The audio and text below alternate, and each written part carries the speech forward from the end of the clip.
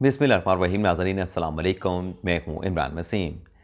नाज़रीन, इस प्रोग्राम में जस्टिस कादी फ़ाइज़ के ख़िलाफ़ हुकूमत पाकिस्तान की जानिब से दायर की गई दूसरी नज़रसानी की दरख्वास्तें, जिसे सदर मुमलिकत आरिफ अलवी की जानिब से क्यूरेटिव रिव्यू का नाम दिया गया था, इस मामले से जुड़ी एक बड़ी अहम ख़बर की तफसीलात आपके साथ शेयर करेंगे। और दूसरी नज़रसानी की दरख्वास्त पर चीफ जस्टिस उमर बंदयाल के फ़ैसले और उनकी जानिब से दी गई ऑब्जर्वेशन की तफसीलात भी आपकी खिदमत में पेश करेंगे। लेकिन नाज़रीन, इस बड़ी ख़बर की तफसीलात से आज के प्रोग्राम का आगाज़ करने से पहले जस्टिस कादी फ़ाइज़ के ख़िलाफ़ एक नया रेफरेंस सुप्रीम जुडिशल काउंसिल में दायर कर दिया गया है।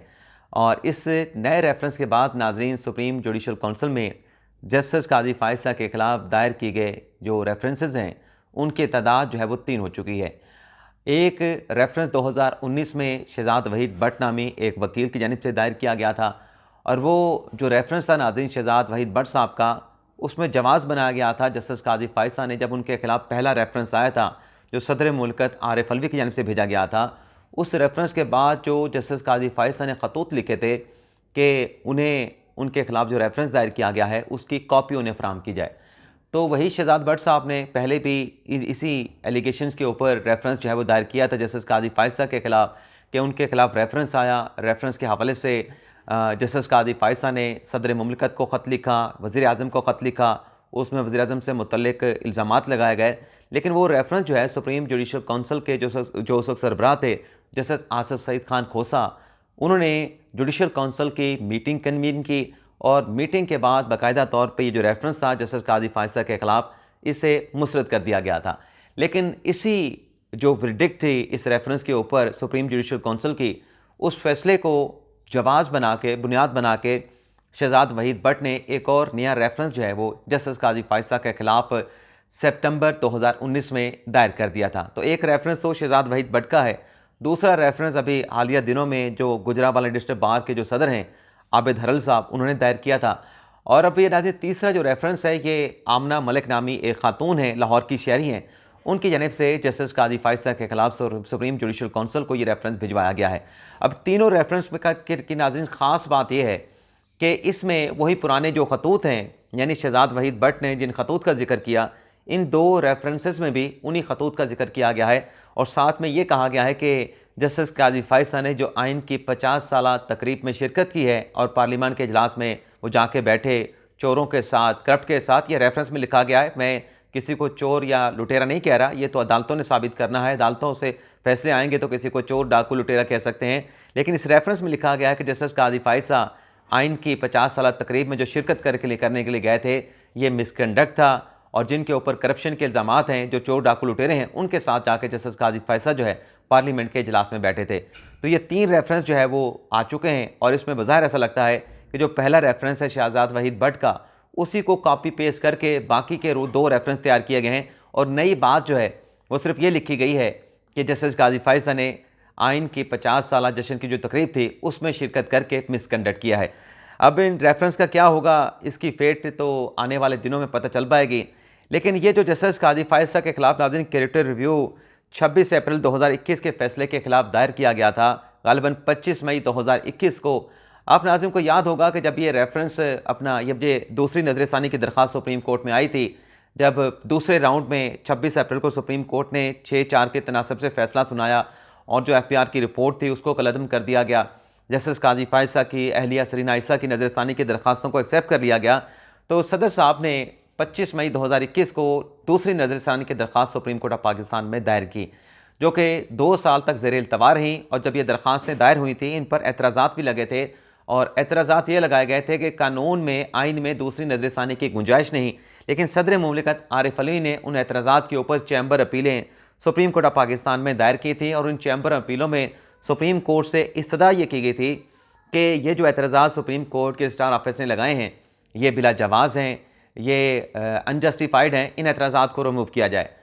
तो ये फर्दर डेवलपमेंट जो सुप्रीम कोर्ट ऑफ पाकिस्तान में हुई है, जो अटॉर्नी जनरल जो है वो जाके चीफ जस्टिस के चैम्बर में पेश हुए हैं, उस मामले पर नाज़रीन आने से पहले मैं अपने वीलॉग्स में एक फ़ैसले का, उमर बंदयाल साहब के फ़ैसले का कई बार जिक्र कर चुका हूँ कि 21 सितंबर 2021 को जस्टिस उमरता बंदयाल साहब जो हैं, इसी नोयत की एक दरख्वास्त जो कि दूसरी नज़रसानी की रिव्यू पटिशन थी, वो बंदयाल साहब के 3 रुकनी बेंच ने मुतफ़िका तौर पे उसको मुस्तरद कर दिया था। अब उस रोज़ केस में क्या समाअत हुई थी, क्या ऑब्जर्वेशन पास ऑन की गई थी जज साहबान की तरफ से, उस सारी चीज़ें मैंने रिसर्च की हैं, निकाली हैं, खंगाली हैं, तो वो आपके साथ में शेयर करने जा रहा हूँ। ये जो नाज़रीन दूसरी नज़रसानी की दरख्वास्त है, ये एक प्लॉट का मुकदमा था, Khalid Mahmood versus Chaklala cantonment board. ये सारी चीज़ें मैं आपको आज बताने जा रहा हूँ। ये दूसरी नज़रसानी की दरख्वास्त नाज़रीन दायर हुई थी 11/3/2020 को, यानी जस्टिस कादी फाइसा की नज़रसानी की दरख्वास्तों से पहले ये दूसरी नज़रसानी की दरख्वास्त दायर हुई और 21/9/2021 को इस केस का फैसला हुआ। और पहली जो समाअत नाज़रीन इस केस की हुई थी, वो बंदयाल साहब ने अपने चैम्बर में की थी, वो की थी 17 जून 2020 को। उसके बाद ये तकरीबन कोई 1.25 साल के बाद दोबारा ये दरख्वास्त लगी, क्योंकि बंदयाल साहब ने जब चैम्बर में जून 2020 में इस दूसरी नज़रसानी की दरख्वास्त के हवाले से एतराज़ात के ऊपर समाअत की थी, तो इसे ओपन कोर्ट में लगाने का हुक्म दिया था। तो फिर 21/9/2021 को जब इस मुकदमे की दोबारा समाअत हुई ओपन कोर्ट में, 3 रुकनी बेंच था, उमरता बंदयाल साहब थे, मंसूर अली शाह साहब थे, जस्टिस मोहम्मद अली मजहर साहब थे, तो तीनों ने मुतफ़िका तौर पर इस दूसरी नज़रसानी की दरख्वास्त के ऊपर जो एतराज़ात लगे थे उसे जेन्युइन करार दिया था, उसे कानूनी और आइनी करार दिया था। और दूसरी नज़रसानी की दरख्वास्त के हवाले से यह करार दिया था कि ये दूसरी नज़रसानी की दरख्वास्त दायर नहीं हो सकती, ना कानूनी इजाज़त देता है ना आइनी इजाज़त देता है। आप जाके सुप्रीम कोर्ट की वेबसाइट से तमाम रिकॉर्ड जो है इस पटिशन का, रिव्यू पटिशन का निकाल के देख सकते हैं। CM अपील आपने लिखना है, वहाँ पे कैटेगरी आएगी CM अपील 47/2020, तो तमाम उस केस का रिकॉर्ड जो है वो निकल के आपके सामने आ जाएगा। अब ये जो इसके बाद हुकूमत पाकिस्तान ने जो दरख्वास्त सुप्रीम कोर्ट में दायर की कि हम अपनी जो चैम्बर अपीलें हैं जो एतराज़ात के ख़िलाफ़ हमने दायर की थी, इसको वापस लेना चाहते हैं, तो उस पर अटॉर्नी जनरल पेश हुए थे, उमरता बंदयाल साहब ने उस पर फैसला महफूज किया था। लेकिन उसके बाद बहुत सारे शकूक व शुबहात जो लोगों के ज़हनों में जन्म ले रहे हैं। तो शकूक व शुबहात क्यों जन्म ले रहे हैं? अल्टीमेटली क्या पॉसिबिलिटी है, क्या जस्टिस काजी फाइसा को के ख़िलाफ़ कोई बड़ी कार्रवाई हो सकती है, उन्हें जज के ओहदे से हटाया जा सकता है? इस सारी डिटेल पे आने से पहले नाज़रीन जो बंदयाल साहब का अपना फैसला है उसकी तफसीलात आपके साथ शेयर कर लें। जब अदालती कार्रवाई को हमने कवर किया था और फिर मैंने चीज़ें कुछ निकाली भी हैं रिसर्च करके, जब नाज़रीन इस केस की कमरा अदालत नंबर 1 में समाअत हुई, जैसा कि मैंने बताया कि 3 रुकनी बेंच था, तो एक तो ये कहा गया उस फैसले के अंदर, अदालत में डिक्टेट कर दिया गया था ऑर्डर ऑब्जर्वेशन के ज़रिए कि एक मुकदमे में दूसरी नज़रसानी की दरख्वास्त दायर नहीं हो सकती। और फिर दरख्वास्त गुजार से पूछा गया कि आप कैसे कह सकते हैं कि दूसरी नज़रसानी की दरख्वास्त, जब आपकी पहली रिव्यू पटिशन खारिज हो चुकी है, तो दूसरी का जवाज़ क्या है? उस पर दरख्वास्त गुजार ने वही जो सदर साहब के पटिशन में कहा गया था कि भारत में ऐसी जूरिस्प्रूडेंस मौजूद हैं, ऐसे फैसले मौजूद हैं कि एक नज़रसानी की दरख्वास्त के बाद दूसरी नज़रसानी की दरख्वास्त जो है वो दायर की जा सकती है। यानी जो भारतीय फैसलों का हवाला सदर मुमलिकत आरिफ अलवी के दूसरी नज़रसानी की दरख्वास्त में दिया गया था, उन्हीं चीज़ों का हवाला जो है ये दरख्वास्त गुजार जो थे खालिद महमूद साहब, अपनी दूसरी नज़रसानी की दरख्वास्त के खिलाफ जो अपील थी, ये भी उसी भारतीय फैसलों का हवाला दे रहे थे। तो जस्टिस मंसूर अली शाह साहब ने वहाँ पे ये रिमार्क्स दिए कि ये आप तो भारतीय सुप्रीम कोर्ट के फैसलों का हवाला दे रहे हैं, पाकिस्तान में तो दूसरी नज़रसानी की दरख्वास्त दायर करने का कोई जवाज़ नहीं है। और दूसरा ने कहा कि अगर आपने दूसरी नज़रसानी की दरख्वास्त दायर करनी है तो इसके लिए आपको बाहर जाना पड़ेगा, और ये जो इस्लाह तलब नज़रसानी का तस्वर है, ये पाकिस्तान में नहीं, ये भारत में मौजूद है। चीफ जस्टिस ने भी यही कहा था कि सुप्रीम कोर्ट अवामी मफाद में, बंदयाल साहब ने रिमार्क दिए थे, अवामी मफाद में अपने फैसले को गैर आइनी करार दे सकती है, लेकिन आपको साबित करना पड़ेगा कि हमारा फैसला गैर कानूनी है, तो तब फिर ऐसी कोई चीज़ बन सकती है। लेकिन वो भी दूसरी नज़रसानी की दरख्वास्त नहीं। ये बता दें कि बंदयाल साहब के जो रिमार्क्स हैं कि अगर कोई फैसला अवामी मफाद में ये समझे कि गैर आइनी है, उसको रीविजिट कर सकती है, उस पर दूसरी नज़रसानी की दरख्वास्त नहीं हो सकती। ये खुद ब्लॉकेज जो है 3 रुकनी बेंच ने क्रिएट कर दी। और फिर मंसूर अली शाह साहब ने यह भी कहा कि कत्ल का मुकदमा हो, उम्र कैद का मुलजम हो, सजाए मौत का मुकदमा हो, उसमें भी दूसरी नज़रसानी की दरख्वास्त नहीं दायर हो सकती। तो ये माजी का हवाला उसमें दिया गया। अब ये जो लोगों के ज़हनों में मुख्तलिफ शबात उठ रहे हैं कि जस्टिस कादी फाइसा साहब ने फैसला महफूज कर लिया है, फैसला क्यों नहीं सुनाया जा रहा और फिर ये रेफरेंस क्यों दायर किए जा रहे हैं, तो इस पर बज़ाहिर जो शकूक व शुबात पैदा हो रहे हैं, उससे ऐसा तासुर मिल रहा है, या तासुर लिया जा रहा है, या तासुर दिया जा रहा है कि या तो जस्टिस कादी फाइसा को सबक सिखाना चाहते हैं, कोई सिखाना चाहता है, या उन्हें रास्ते से हटाना चाहते हैं। ये चहमगोइयाँ की जा रही हैं लोगों की तरफ से भी। क्यों? एक छोटा सा नुकता है, सदर ने दरख्वास्त दायर की, वो अपनी रिव्यू पटिशन वापस लेना चाहते हैं, तो क्यों वो पटिशन वापस नहीं की गई? क्यों इस सारे मामले को एक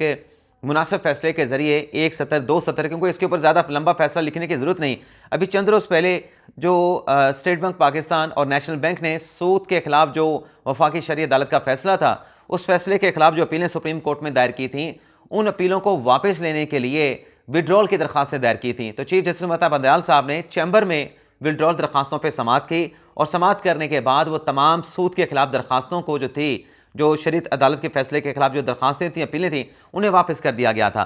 अब इसमें नाज़रीन जो मुमकिन पॉसिबिलिटीज़ है कि क्या हो सकता है अगर जस्टिस काजी अपना ममता बंदयाल साहब के पास जो मामला है जस्टिस काजी फायसा का, अगर ये जो विड्रॉल की एप्लीकेशन है कि हम ये अपनी अपील जो है एतराज़ात के खिलाफ वापस लेना चाहते हैं और जो रजिस्ट्रार ऑफिस के एतराज़ात हैं उन्हें हम आइनी मानते हैं, कानूनी मानते हैं, दूसरी नज़रसानी की दरख्वास्त दायर नहीं हो सकती, अगर ये चैम्बर अपील चीफ साहब वापस नहीं करते तो अल्टीमेट क्या हो सकता है? यही हो सकता है कि इस मामले को ओपन कोर्ट में लगा दें, जैसे कि माजी में जैसे बंदयाल साहब ने किया था। 17 जून 2020 को केस सुना, एतराज़ात के खिलाफ अपील सुनी और अल्टीमेटली उन्होंने फैसला दिया कि इसे ओपन कोर्ट में लगाया जाए, फिर 3 रुकनी बेंच के सामने लगा। तो अगर बंदयाल साहब ये फैसला कर देते हैं कि इसे ओपन कोर्ट में लगाया जाए, ओपन कोर्ट में समाअत होती है, आप जो वर्स्ट सिनेरियो में उसी में इस तमाम चीज़ों का जायज़ा लें और ओपन कोर्ट में जो भी बेंच बनता है ये पॉसिबिलिटी आपके साथ शेयर कर रहे हैं। और वो बेंच जो विड्रॉल की एप्लीकेशन है उसको कैसे वापस करेगा? जब एक पटिशनर आके आपके सामने ठहरा है, उसको कैसे कहेगा कि नहीं हम आपकी विड्रॉल की दरख्वास्त मंजूर नहीं करते? लेकिन चले वो मान लेते हैं कि नहीं वापस करते और सुप्रीम कोर्ट ये कहती है कि हम आपकी जो चैम्बर अपील है इसको एक्सेप्ट कर रहे हैं और जो हमारी आपकी नज़रसानी की दरख्वास्त के ऊपर हमारे स्टार ऑफिस के एतराज़ात हैं उन्हें ख़त्म कर रहे हैं। तो अब इस रिव्यू पटिशन को, दूसरी नज़रसानी की दरख्वास्त को हम लार्जर बेंच के सामने, 10 रुकनी लार्जर बेंच के सामने समाअत के लिए मुकर्रर करेंगे। अगर ये नाज़िर सिनेरियो बन जाता है, क्या उसके बावजूद भी सुप्रीम कोर्ट इस मामले के ऊपर प्रोसीड कर सकती है, इस मामले को आगे फर्दर जो है वो बढ़ा सकती है? क्योंकि अगर ये एतराज़ात ख़त्म भी कर दिए जाएँ, विड्रॉल की दरख्वास्त को डिसमिस भी कर दिया जाए, तो ज़ाहिर सी बात है कि अल्टीमेटली नज़रसानी की दरख्वास्त के ऊपर, दूसरी नज़रसानी की दरख्वास्त के ऊपर ओपन कोर्ट में 10 रुकनी बेंच समाअत करेगा। जब समाअत करेगा, समाअत में आके जब ओपन कोर्ट में हेयरिंग हो रही होगी, तो वफाकी हुकूमत का वकील, सदर मुमलिकत का वकील, क्योंकि सदर साहब ने खुद दस्तखत कर दी हैं, जब वो ओपन कोर्ट में आके कहेगा कि हम आपका जो पहला फैसला है जस्टिस काजी फायसा के हक़ में जो 6-4 के तनासब से सुनाया गया था, उस फैसले को मानते हैं, उस फैसले पर हम यकीन रखते हैं, उस फैसले को आईनी कहते हैं, कानूनी कहते हैं, हर लिहाज से आपका फ़ैसला दुरुस्त है। पहले हमने समझा था कि नहीं, हमें नज़रसानी करनी चाहिए, लेकिन अब हम आपके फ़ैसले को मान रहे हैं, हमारी आप दूसरी नज़रसानी की दरख्वास्तें वापस कर दें। तो 10 रुकनी बेंच के पास फिर क्या चारा रह जाएगा, क्या ऑप्शन रह जाएगा कि उस दूसरी नज़रसानी की दरख्वास्त को, जिस पर एतराज़ात ख़त्म कर दिए गए, जिस पर विड्रॉल की एप्लीकेशन वापस डिसमिस कर दी गई, तो किसी मतलब ये जो चीज़ें हैं, ये जो इस तरह की बातें की जा रही हैं, ये करने में तो ठीक लगती हैं, लेकिन मुमकिन नहीं है, क्योंकि जिसकी पटिशन है, जब वो पिटिशन ही वापस ले लेगा तो उसके बाद फिर बेंच उसको कैसे चलाएगा? जब सदर का वकील अदालत में खड़ा होगा, ओपन कोर्ट में वकला बैठे होंगे, पटिशनर बैठे होंगे और उधर जो है वो साफ़ी बैठे होंगे और वो कह रहे होंगे कि हमारी दरख्वास्त वापस कर दें, सदर साहब कह रहे होंगे, हुकूमत कह रही होगी, तो अदालत उस दरख्वास्त को रख नहीं सकती, वापस करना ही करना होता। अभी आप देखें गुलाम महमूद डोगर का जो केस था, उसमें अदालत ने क्या कहा? उसने कहा ये तो आपका केस बनता नहीं, हम डिसमिस करने वाले हैं, तो बजाय इसके आप वापस ले लें। तो गुलाम महमूद डोगर साहब ने कहा कि हम अपनी पटिशन वापस लेते हैं, तो सुप्रीम कोर्ट ने वापस कर दी। और इससे भी बड़ी एक मिसाल मैं आपके सामने रख देता हूँ, और वो ये है कि जो पाकिस्तान तहरीक इंसाफ ने कौमी असम्बली से इस्तीफ़े दिए थे, तो पहले फेज़ में जब इस्तीफ़े एक्सेप्ट नहीं किए जा रहे थे, तो पाकिस्तान तहरीक इंसाफ हाई कोर्ट में गई थी कि हमारे 123 इस्तीफ़े एक्सेप्ट किए जाएँ, लेकिन वहाँ से उनकी दरख्वास्त रिजेक्ट हुई। फिर वो सुप्रीम कोर्ट में आ गए। सुप्रीम कोर्ट में भी आके पाकिस्तान तहरीक इंसाफ ने यह कहा कि हमारे इस्तीफ़े एक्सेप्ट नहीं किए जा रहे, स्पीकर साहब को हुक्म दे के हमारे इस्तीफ़े एक्सेप्ट किए जाएँ। उसके बाद नाज़रीन फिर हालात तब्दील हुए, फिर पाकिस्तान तहरीक इंसाफ ने एक नया नैरेटिव रखा और इसी दौरान जो है वो स्पीकर साहब ने पीटीआई के इस्तीफ़े एक्सेप्ट कर लिए। यानी पीटीआई जो चाह रही थी हमारे इस्तीफ़े एक्सेप्ट किए जाएँ, स्पीकर साहब ने पीटीआई के तमाम लोगों के इस्तीफ़े कबूल कर लिए, मंजूर कर लिए और उन्हें डी नोटिफाई करने का कह दिया। इसके बाद नाज़रीन जब हालात चेंज हुए, पाकिस्तान तहरीक इंसाफ फिर मुख्तलिफ हाई कोर्ट्स में चली गई और हाई कोर्ट में जाके कहा कि हमारे इस्तीफ़े गलत एक्सेप्ट किए गए हैं, हमारे इस्तीफ़े जो हैं वो गैर कानूनी एक्सेप्ट किए गए हैं, तस्दीक का अमल पूरा नहीं किया गया। तो फिर वहाँ से मामला चल रहा था। इसी दौरान ये जो केस था पाकिस्तान तहरीक इंसाफ का, जो सुप्रीम कोर्ट में पड़ा था कि हमारे इस्तीफ़े एक्सेप्ट किए जाएँ, ये समाअत के लिए मुकर्रर हो गया बंदयाल साहब के चैम्बर में, बंदयाल साहब की अदालत में। तो पाकिस्तान तहरीक इंसाफ वहाँ पर पेश हुई और तहरीक इंसाफ ने जाके वहाँ पे क्या कहा, उन्होंने कहा जी हमारे जो लोग हैं जिनके इस्तीफ़े हैं वो स्पीकर के खिलाफ मुख्तलिफ हाई कोर्ट्स में चले गए हैं, तो लिहाजा आप हमारी दरख्वास्त वापस कर दें। चीफ साहब ने फौरी तौर पर वो दरख्वास्त जो है पाकिस्तान तहरीक इंसाफ की वापस कर दी। हालांकि वहाँ पे अगर सवाल पूछा जाता तो एक सवाल बनता था कि आप हमारे पास तो आए थे इस्तीफ़े की कबूलियत के लिए, इस्तीफ़े मंजूर करवाने के लिए, जो स्पीकर ने इस्तीफ़े कबूल किए हैं उस फैसले के खिलाफ अब आप मुख्तलिफ हाई कोर्ट्स में चले गए हैं, तो ये क्या कानूनी मामला है? यहाँ पे आप कबूल करवाने के लिए आए थे, वहाँ आप हाई कोर्ट में इस्तीफ़ों की कबूलियत के खिलाफ गए हुए हैं। ये तो आप अदालतों को धोखा दे रहे हैं, अदालती वक्त का ज़िया कर रहे हैं, जो साइलीन हैं उनके जो बुनियादी हकूक़ हैं उनकी आप खिलाफ वर्जी कर रहे हैं। लेकिन चीफ साहब ने सवाल नहीं पूछा, क्योंकि आम तौर पर जब पटिशन जाके कह देता है कि हमें दरख्वास्त वापस कर दी जाए तो दरख्वास्त जो है वापस कर दी जाती है। तो सूरत हाल तो सारी की सारी इतनी है, जो मर्जी कुछ कहता रहे, शकूक व शुबा पैदा होते रहें, लेकिन एक चीज़ जो सवाल जहनों में जन्म लेता है वो ये है कि जब इतना सा नुक्ता है, एक छोटा सा नुक्ता है, तो फिर इस पर फैसला महफूज करके क्यों रखा गया है? फिर अगर ओपन कोर्ट में लगाना है, जैसे कि मंसूर अवान साहब बता रहे थे कि लग ही रहा है कि ओपन कोर्ट में लगाया जाएगा, तो ओपन कोर्ट में क्यों लग रहा? तो ये कुछ सवालात हैं, लेकिन इससे मेरे जहन में तो कोई ऐसे शकूक व शुबात नहीं, क्योंकि ये जो केस है क्रिएटर रिव्यू का, ये किसी तरीके से भी जो है वो चल नहीं सकता। मुझे इसमें कोई ऐसा सब्सटेंस, कोई इसकी फेट जो है वो नज़र नहीं आती।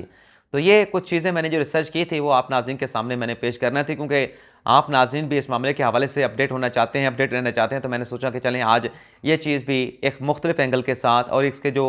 और एंगल हैं वो भी आपके साथ शेयर कर दें। इजाज़त चाहते हैं, अल्लाह ताला हम सब का हामी नासिर हो। अपनी ढेर सारी दुआ में याद रखिएगा। अल्लाह हाफ़िज़।